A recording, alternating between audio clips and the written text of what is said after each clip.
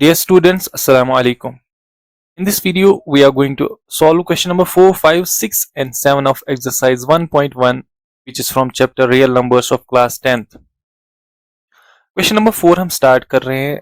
Question number 4 कह रहा है given that HCF of 306 and 657 is equal to 9. Question बोल रहा है कि HCF 306 और 657 का किसके बराबर है? 9 के बराबर.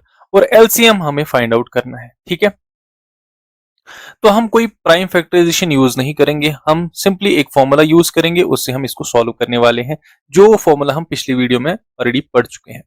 तो हम लिखेंगे कि HCF इंटू LCM इसके बराबर होता है product of two numbers.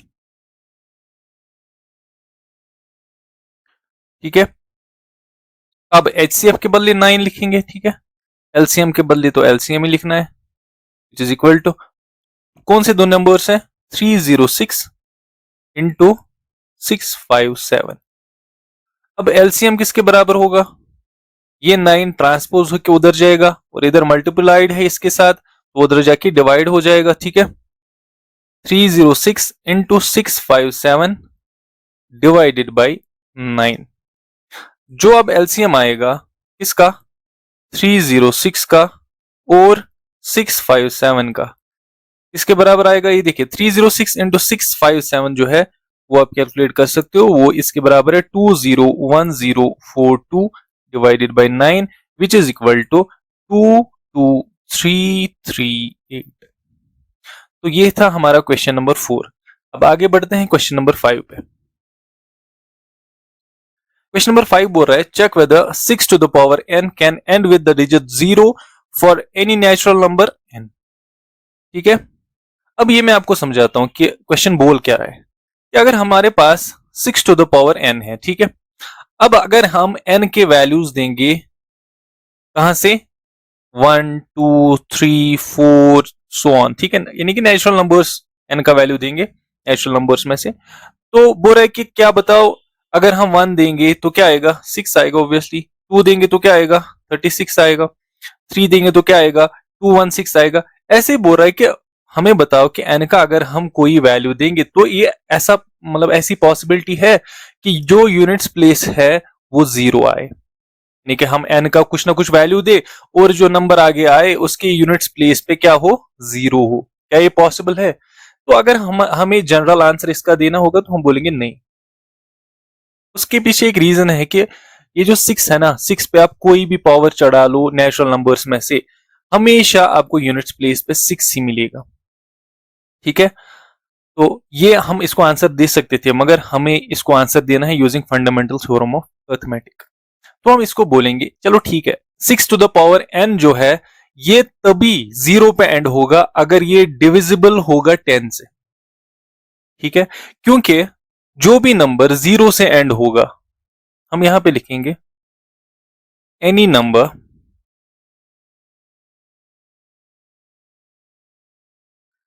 ending with 0 is divisible by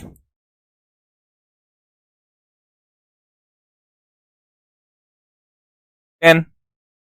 ठीक है, अब 10 जो है, 10 के प्राइम फैक्टर जो है वो क्या है?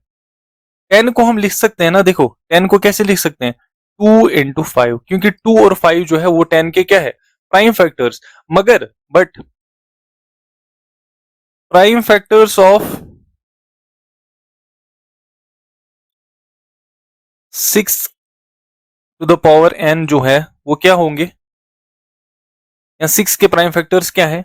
2 इंटू 3. सिंपल सी बात है ना, 10 के प्राइम फैक्टर से 2 इंटू 5, लेकिन 6 के क्या है? 2 इंटू 3. अगर आप ऐसे भी लिख सकते हो raise to the power n, उसमें कोई इश्यू नहीं है. अब बात यह है, देखिए बात ये आप समझो कि इधर जो है फैक्टर्स हैं 10 से उसी नंबर को डिवाइड होगा, 10 से उसी नंबर को डिवाइड होगा जिस नंबर को 2 से भी डिवाइड होगा और 5 से भी डिवाइड होगा. मगर 6 को 5 से डिवाइड नहीं हो रहा है, दैट मीन्स इसको 10 से भी डिवाइड नहीं होगा. सिंपल सी बात, अगर 10 से इसको डिवाइड नहीं हो रहा है तो दैट मीन्स इसके एंड में 0 आ ही नहीं सकता है. तो यहां पे लिखेंगे clearly we can see 6 to the power n cannot be divided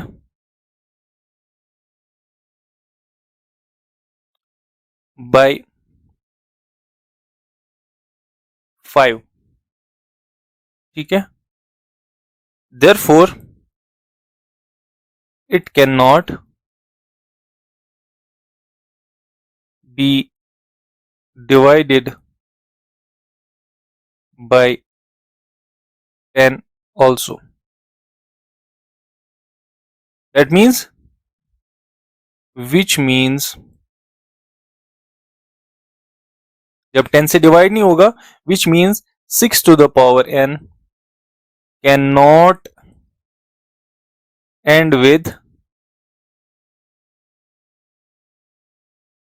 digit 0 for any natural number n. ठीक है, तो ये है इसका आंसर। मैं आपको थोड़ा सा फिर से बताता हूं। क्वेश्चन बोल रहा था कि हमें बोलो कि 6 raise to the power n, क्या कभी एंड हो सकता है डिजिट 0 से? अगर हम n के जो पावर में है ना, n के पावर में वैल्यूज देंगे 1 2 3 4 नेचुरल नंबर्स इनके पावर्स में देंगे, तो हमने बोला नहीं, क्योंकि हमें पता है कि 6 टू द पावर n जो है, कोई भी वैल्यू दे दो आप 0 के बगैर, ये हमेशा एंड पे 6 ही आएगा इसके। ठीक है, तो प्राइम फैक्टराइजेशन से भी ये पता चल रहा है, क्योंकि अगर जिस नंबर के एंड में 0 आता है तो ऑब्वियस सी बात है उसको 10 से होगा, और 10 से उसी को होगा जिसको 2 से भी होगा, 5 से भी होगा। इसको तो 2 से हो रहा है लेकिन 5 से नहीं हो रहा है, दैट मींस ये एंड से, ये एंड नहीं होगा किससे? 0 से। ठीक है, तो ये है हमारा इसका आंसर। अब आते हैं क्वेश्चन नंबर 6। हमें बोल रहा है क्वेश्चन कि हमें ये बताओ, ये जो नंबर यहाँ पे है और ये जो नंबर है, ये कैसे कंपोजिट नंबर्स है? देखो, ये जो एक्सप्रेशन है ना, ये वाला हिस्सा ये एक अलग पार्ट है, ये वाला अलग पार्ट है क्योंकि बीच में प्लस है। वैसे ही यहां तक ये अलग पार्ट है और यहां तक, यहां से ये अलग पार्ट है क्योंकि ये यहां पे प्लस है। तो हम लिखेंगे 7 इंटू 11 इंटू 13 प्लस 13। सबसे पहला इधर से है 7 into 6 into 5 into 4 into 3 into 2 into 1 plus 5। दोनों को एक साथ करते हैं, ठीक है ना। अब यहां पे आप एक क्वेश्चन समझे। क्वेश्चन हमें ये बोल रहा है कि आप बताओ कि ये नंबर्स कंपोजिट कैसे हैं।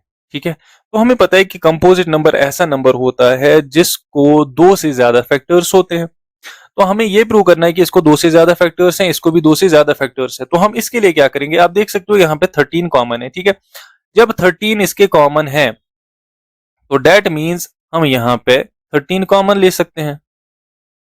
तो 7 इंटू 11 बचेगा, यहाँ पे इंटू 13 था तो इंटू 1 ही रहेगा ना, प्लस 13 आएगा इधर, सॉरी 13 ही प्लस 1 आएगा क्योंकि 13 तो कॉमन आ गया। दैट मीन्स 13 इंटू 7 इंटू 11 77 होता है, 77 इंटू 1 77 ही प्लस 1। ठीक है, तो ये बनेगा 13 इंटू 78। अब देखो जो भी नंबर आएगा, ठीक है, मुझे कोई फर्क नहीं पड़ता कौन सा नंबर आता है क्योंकि क्वेश्चन वाला वो पूछ नहीं रहा है। क्वेश्चन पूछ रहा है कि बस ये बताओ कि ये कंपोजिट है कि नहीं है, ये ठीक है, ये क्वेश्चन। तो हम इसको बोलेंगे कि जो भी नंबर यहाँ पे आएगा, चलो उसके तो 2 फैक्टर्स तो ऑलरेडी होंगे, एक तो 1 और वो खुद होगा, लेकिन उसके साथ साथ ये 13 भी उसका फैक्टर होगा और 78 भी फैक्टर होगा उसका। तो जब उसके 4 फैक्टर्स होंगे कम से कम, तो डेट मीन्स कि वो क्या होगा, कंपोजिट नंबर होगा। ऐसे ही यहाँ पे अगर हम कॉमन देखेंगे, यहाँ पे 5 कॉमन ले सकते हैं हम। ठीक है, तो 5 जब हम कॉमन लेंगे तो यहाँ पे क्या बचेगा, 7 into 6 into 4 into 3 into 2 into 1 plus 1। ठीक है, तो ऐसे बचेगा ये। अब यहां पे विच इंप्लाइज 5 इंटू ये बनेगा 1008 प्लस 1, या फिर 5 इंटू 1008 प्लस 1 कितना होता है, 1009। अब जो भी नंबर बनेगा उसके तो ये 2 फैक्टर्स होंगे ना, तो ये कंपोजिट ऑब्वियसली होगा ना।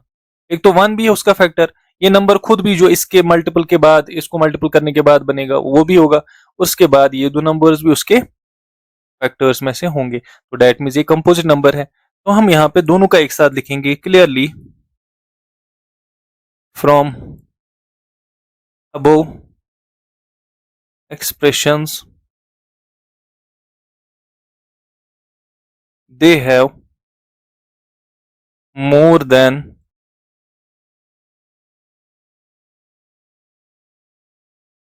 two factors, therefore these are composite numbers। ठीक है, तो ये प्रूव हो गया। इसके बाद हम आते हैं जो हमारा लास्ट क्वेश्चन है इसका, क्वेश्चन नंबर 7।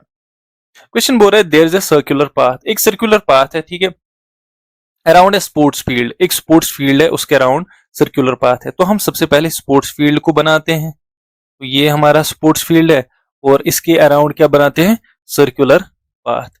चलिए जी सर्कुलर पाथ बनाते हैं इसके अराउंड, ठीक है। तो ये बना सर्कुलर पाथ, ये फील्ड है इसके अराउंड सर्कुलर पाथ है।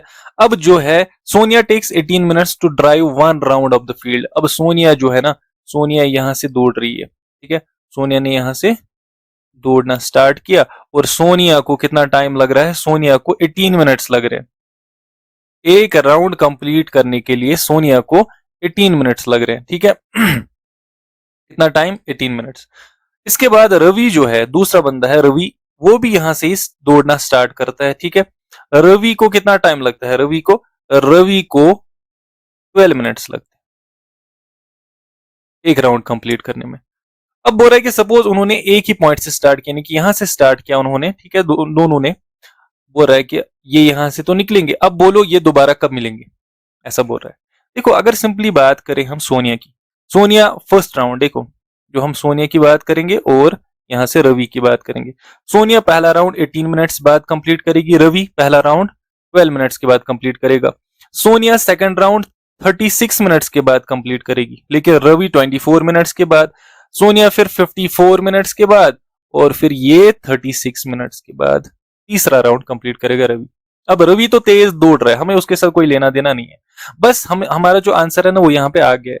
अगर आप देख सकते हो कि पहले तो ये 18 मिनट्स बाद यहाँ पे पहुंचेगी, रवि 12 मिनट्स बाद ही पहुंचेगा, रवि दोबारा इधर 24 मिनट्स के बाद पहुंचेगी, लेकिन सोनिया 36 मिनट्स के बाद पहुंचेगी इधर इस पर्टिकुलर पॉइंट पे, ठीक है। अब रवि जब तीसरी बार आएगा 36 मिनट्स पे, वो फिर से यहां पहुंचेगा, उस टाइम पे सोनिया वहीं पे होगी। देखो इसका भी टाइम 36 मिनट्स है, इसका भी टाइम 36 मिनट्स है। ये मैटर नहीं करता है कि इसका कौन सा राउंड है और इसका कौन सा राउंड है, ठीक है, उसके साथ कोई लेना देना नहीं है हमें। हमें बस ये देखना है कि इनका टाइम कब मिलेगा। तो इनका टाइम कब मिलेगा, जब दोनों 36 पे होंगे। तो हम यहाँ पे लिखेंगे इसको, हम यहाँ पे हम इसको बोल सकते हैं कि 36 मिनट्स के बाद ये मिलेंगे। इसके लिए हमें एलसीएम करना होगा। तो हम यहां पे सबसे पहले लिखेंगे time taken by Sonia. Sonia को कितना टाइम लग रहा है, 18 मिनट्स, ठीक है। तो फिर लिखना है इधर टाइम टेकन बाय रवि, कितना टाइम रवि को लग रहा है, 12 minutes. Therefore the time after which they will meet again, कभी फिर से मिलेंगे, which is equal to LCM of इसका 18 और 12 का, 18 और 12 का एलसीएम देख लो आप, ठीक है, साइड पे कर सकते हो। 18 और 12 का एलसीएम करते हैं, ठीक है। तो 2 से होगा, 2 9 18, 2 6 12, ठीक है। 3 से करते हैं, 3 3 9, 3 2 6। तो इनको आपस में मल्टीप्लाई कर लो अब, तो ये आएगा 2 into 3 into 3 into 2 which is equal to 2 3 6 3 18 2 36 minutes के बाद मिलते हैं, ठीक है। तो ये थे हमारे क्वेश्चन। इसके साथ हमारी जो एक्सरसाइज है 1.1 वो कंप्लीट होती है, ठीक है। इसके बाद हम स्टार्ट करने वाले हैं एक्सरसाइज 1.2। और वो स्टूडेंट्स जिन्होंने अभी सब्सक्राइब नहीं किया चैनल को, मैं उनको रिक्वेस्ट करता हूं कि वो पहले चैनल को सब्सक्राइब करें। उससे क्या होगा कि जो नए वीडियोस होंगे उनको अपेयर होंगे और वो आराम से जो वीडियोस देख सकते हैं, ठीक है। वीडियो को साथ साथ में लाइक भी कीजिए और जो चैनल है उसको शेयर कीजिए अपने फ्रेंड्स के साथ। Thank you very much for watching the video.